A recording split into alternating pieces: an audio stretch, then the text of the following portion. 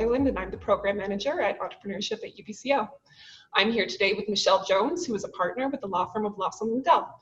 Thanks so much for joining me today, Michelle. Thank you very much for having me. Why don't you get us started by telling us a little bit about your role with Lawson as it pertains to occupational health and safety? Yeah, so I'm a partner in our regulatory group. Regulatory deals with any area where government has created a legislative or an administrative scheme to deal with the topic.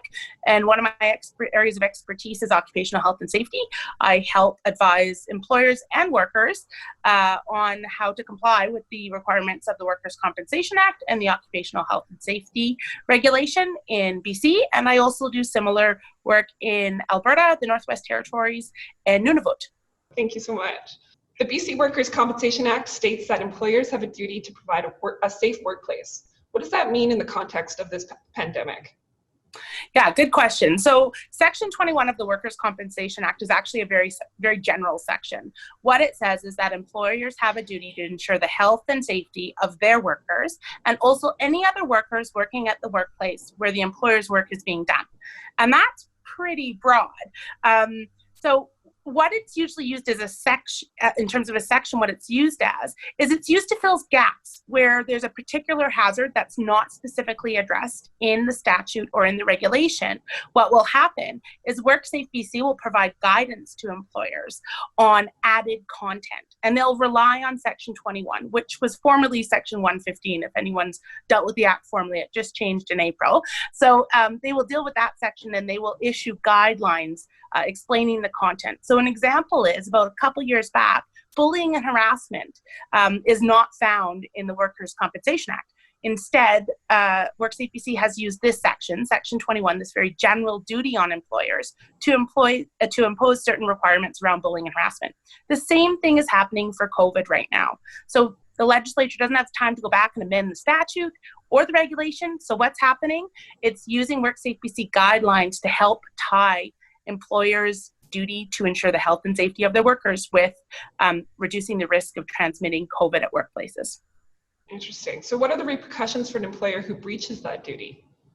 Yeah, so we'll talk a bit about what the requirements of that duty is, but if you breach it, there's plenty of remedies of enforcement tools that WorkSafe BC can use. So the first one usually is a stop work order. If there's a real imminent danger that they think workers are faced with, WorkSafe BC can come on site and issue a stop work order. After that, there's fines, so minimal fines. There's then administrative penalties, and those are quite significant. Administrative penalties generally start at 1% of the employer's BC payroll. So if you have several sites, that can add up quickly.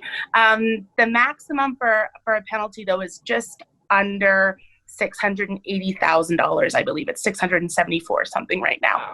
And then the last one is you can actually be charged. So the employer can be charged, or if there's evidence that the directors and officers of the employer of the company directed, the workers to take action that would contravene the Act, and they knew it would contravene the Act, the actual individuals running the company, the directors and officers, can actually be charged personally. So some pretty significant tools in WorkSafe BC's toolbox to enforce these measures. Yes, no kidding. You don't want to get on the wrong side of that, for sure. No, you don't. That's for definite.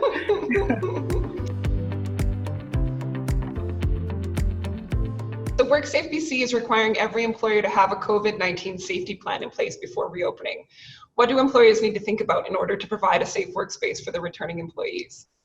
Yeah, that's right. So how they've actually done it is Bonnie Henry, Dr. Bonnie Henry, I should say, our Chief Health Officer, has actually issued a public health order. It was dated May 14th, 2020, where she essentially finds COVID-19 to be a workplace hazard that needs to be addressed by employers. And in that order, she then links in the requirement for employers to have a COVID-19 safety plan, which is also sometimes called a safe operating plan, a COVID-19 safe operating plan, to discuss how you're going to reduce the potential risk of spreading COVID at the workplace.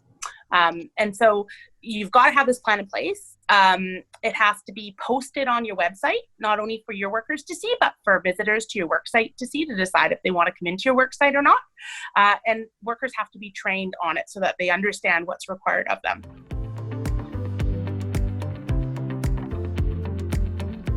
So what guidance can you give an employer who is developing a safe operation plan? Yeah, so there's lots of mandatory content requirements. One of the first ones is that you have to be certain that your employers understand when they can and cannot come into work. And that's generally outlined in the public health officer's orders. So if you're feeling symptomatic, if you have some of the COVID symptoms, you should not be coming into work. If you've traveled internationally and are returning to Canada, you should not be going into work. If you have been in close contact with someone who has tested positive for COVID, same thing. If you yourself are have tested positive, or you're under a public health order because they're monitoring you, you should not be coming into work. So you want to ensure that your workers understand that. I think to start with, that's sort of one of the main requirements. The next one, though, is you want to take a close look at your workplace and identify places and activities where there's a possibility of transmission of COVID.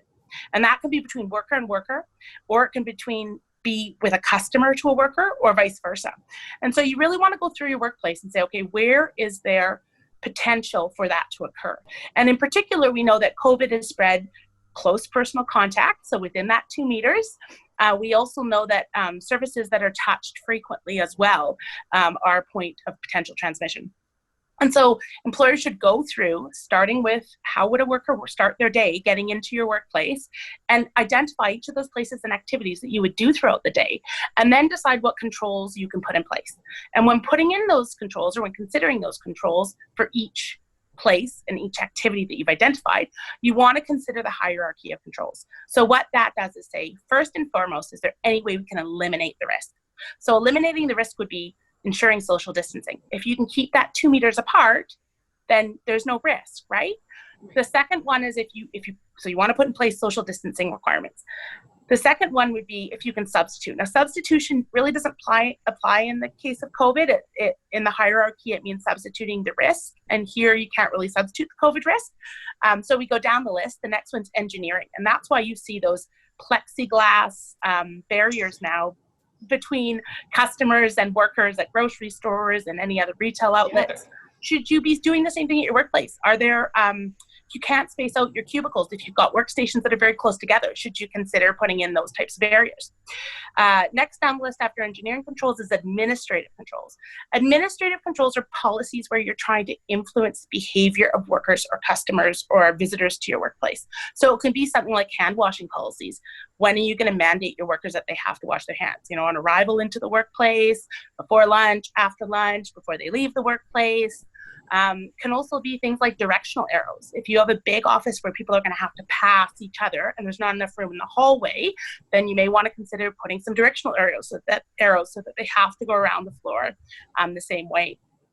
And then last, if it's not possible to social distance, if you think there's going to be a risk on some activities or in some places in the workplace where people are going to get within that 2 meters, you're going to want to consider personal protective equipment. So gloves, masks, and the like, to see if you need to provide that added layer. And a lot of employers now are providing workers reusable masks for those tasks where they have to be close. But generally speaking, if you can, it's preferred to socially distance over the masking. Once you've got that table in place, you want to make sure that you're complying with 3 things. The first is any public health orders that apply to your industry. There's very specific ones for things like restaurants in particular, but there's lots of other ones too, public health orders. And then WorkSafe BC has put out some guidelines that are industry specific, and you want to be certain that you are following those as well. Finally, you want to consider too having in your COVID-19 safety plan a policy that addresses step-by-step how you're going to deal with someone all of a sudden feeling ill at work. So, I'm sitting at my desk, or I have a worker sitting in their desk, and all of a sudden they feel like they're getting hot. They feel like they're getting a fever. How are you going to get them out of the workplace the best way possible without minimizing the risk to other workers? And then if you have a positive case at your workplace, what steps are you as the employer going to take to control the risk to others? So it may be a shutdown, a full clean. You may want to have people that have been in close contact with that worker self-isolate for a certain amount of days. You want to make sure you've got an outline of those policies and procedures in place so that in the event that it happens, you're not scrambling. I imagine all of this is going to evolve too, because we don't know what's going to happen as the phases roll out. Absolutely, right? Yeah. And right now, there's been you can even see from May until now, some of the industry-specific guidelines that WorkSafe BC has posted that they'd like employers in a certain area to follow have been amended. And so you really want to keep checking. That's to ensure that you're being what's called duly diligent, that you're taking all reasonable care. Sort of want to envision a bit of a treadmill, because as industry learns more hazards or more ways to protect itself, you want to make sure you're keeping up with it.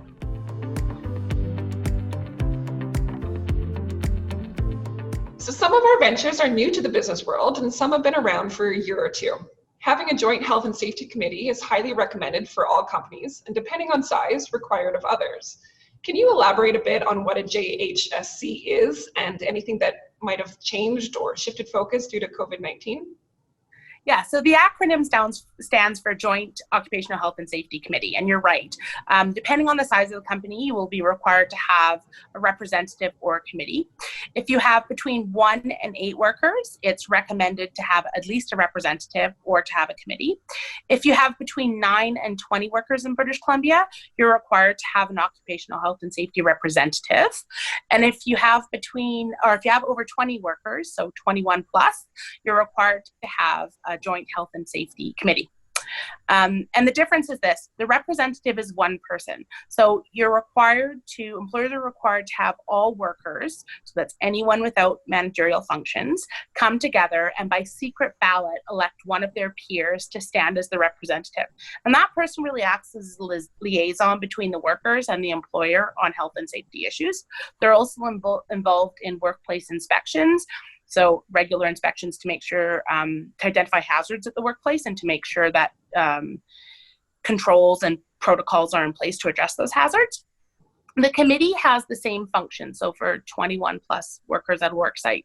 What a committee is, though, is you have a certain number of worker representatives on the committee and then a certain number of employer representatives on the committee. The worker representatives, once again, have to be elected by secret ballot by fellow workers, so no one with managerial functions. And then the employer gets to appoint who they would like as their employer representative on the committee.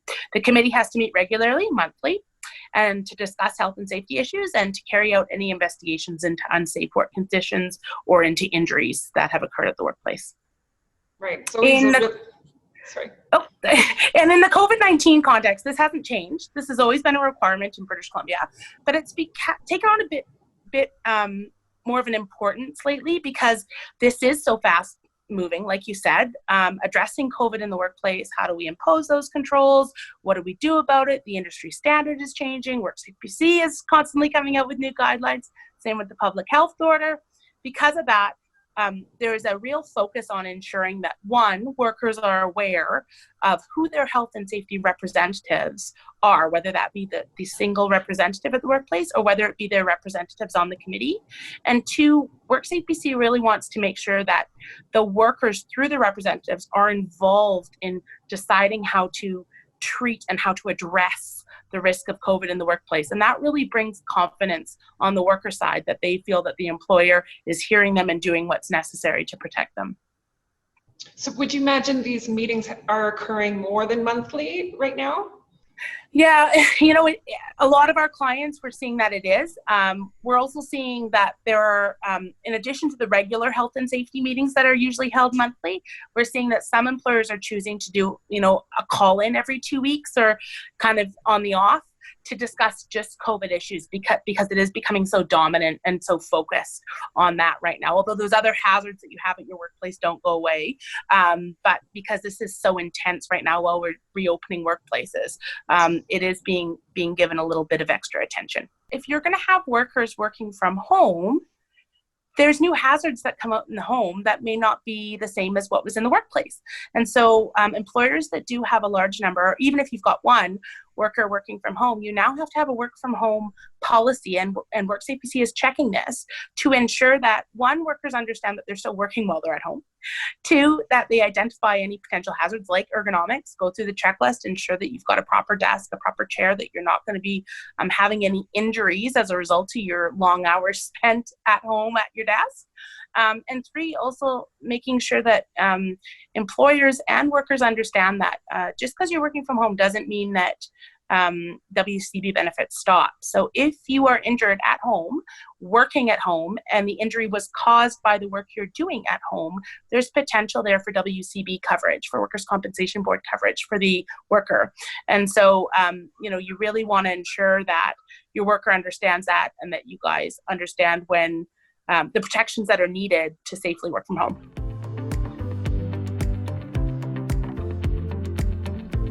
All right, so all of this health and safety is going on, but how does an employer address concerns from employees who don't believe that their workplace is safe? Yeah, I mean, it's tough. I think in the COVID-19 era, there's a lot of fear, and then there's a lot of, it's always concern, but there's a lot of personal fear. Some people are very nervous about going back to work, and sometimes people have special, specific, unique considerations to themselves going back. We know that COVID has a disproportionate effect on older people and on people with pre-existing conditions. So there's some issues there that may be personal to the worker, and those should really go through an employment lawyer to see if they need to be accommodated, disabilities, or if there are reasons that the person can't return to work for their own personal circumstance. If it is, though, really a safety concern that would apply to everyone in the workplace, or that is more general in nature, then the first thing you want to do is really make sure you understand what the specific concern is. So I don't want to go back to work isn't good enough. That we don't know what the real root of the concern is. So try to get more information. I'm concerned that I have to come into contact with 25 people a day because I sit at the front desk. Okay, well, let's look at the controls and the measures that we put in place to help reduce contact at the front desk. Did we put social distancing in place? Did we put a barrier in place? Have we limited the amount of visitors that are coming into the office? Maybe we're only inviting visitors in who are doing certain tasks. Other visitors have to use the phone and call through the phone. Maybe we limit who's coming into the office. Post a sign at the workplace to say anyone who's having any symptoms shouldn't come into the workplace, even as a visitor. You want to make a list of all of those and ensure that the worker understands all the measures you have in place. I think the greatest protection for employers, though, is to ensure that you are meeting your industry's standard. So you really want to make sure you've got a compliant COVID-19 plan that is up to industry standard, that when you look around at other people in your industry, they're doing the same things, because that's going to provide you the greatest amount of protection against things like unsafe work refusals. It also is the best way to ensure that if the regulator comes knocking, because someone has called them to say, I don't feel safe returning to work, you've got the best defense to say, no, we've done everything we need to do. And I think it's important to assure workers that you are doing that.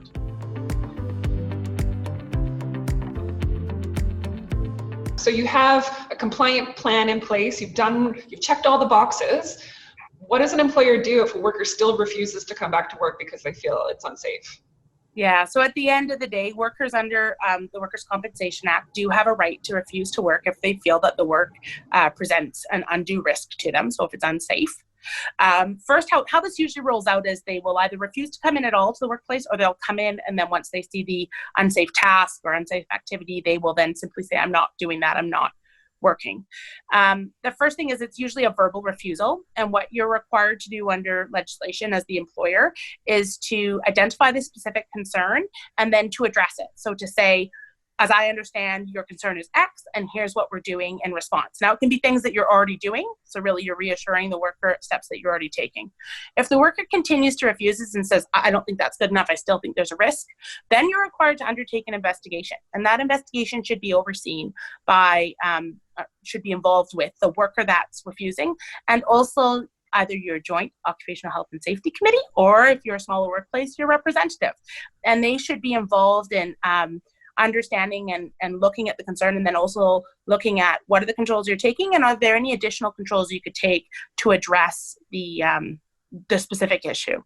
If that doesn't resolve it, the person still refuses to go to work, then the worker and the employer both have an obligation to contact WorkSafe BC, who will come out and investigate. Now, throughout this whole process, it's important to remember two other things.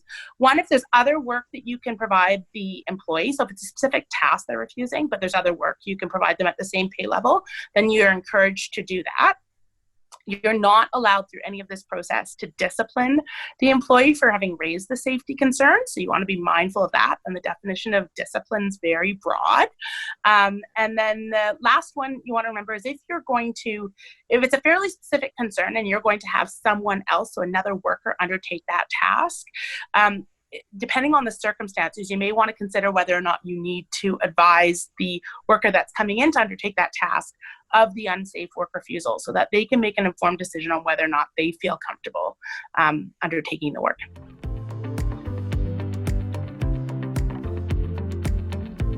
I've always found that the most important thing an employer can do when implementing these kinds of changes is to communicate to employees in a way that's really upfront and engaging. Do you have any recommendations or tips for calming people's nerves about their return to work?